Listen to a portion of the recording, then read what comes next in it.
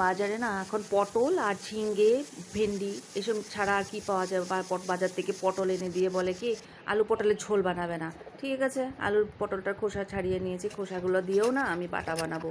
এটা টেলে নিলে রসুন দিয়ে খুব টেস্টি হয়। তারপর খোসাগুলোকে চিড়ে নিয়ে নিব। আর শস্য দিয়ে ভেবেছি শস্য দিয়ে পটল ভাপা বানাবো। তারপরে ভাবছি ঠিক আছে, তারপর আমার না শস্য বাটতে ইচ্ছা করছিল না।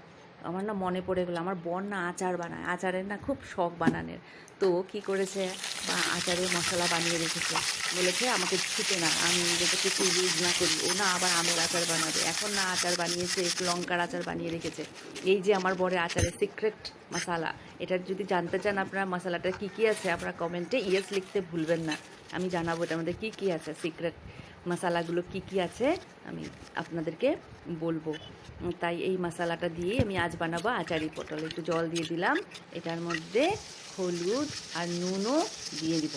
এইটাকে পটলগুলোকে ভাজা হয়ে গেলে ভালো করে ভাজা হয়ে একটু সেদ্ধ হয়ে গেলেই নামানোর আগেই একটু এই মশলাটা দিয়ে নেড়ে চেড়ে হয়ে গেল আমার আচারি পটলের রেসিপিটা। এই তো একটু হয়েই আসলো, একটু কষে যাবে। আমি তার মধ্যে না টমেটো কুচি দিব, টমেটো কুচি একটু আদা বাটা আর কাঁচা লঙ্কা বাটা একটু দিব, কারণ আদার ঝাঁঝ আর একটু কাঁচা লঙ্কা ঝাল আসবে, ঝাল দেওয়া হয়নি না তাই। তো হয়েই গেল, এটা দেখতে কেমন টেস্টি হয়েছে। একটু টমেটো কুচিও দিব।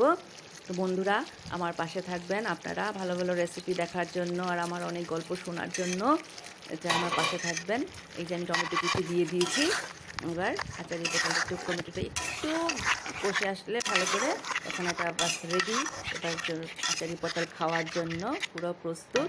দেখি আমার বর খেয়ে কী বলেছে, খেয়ে বয়ে বলেছে একদম খুব টেস্টি হয়েছে।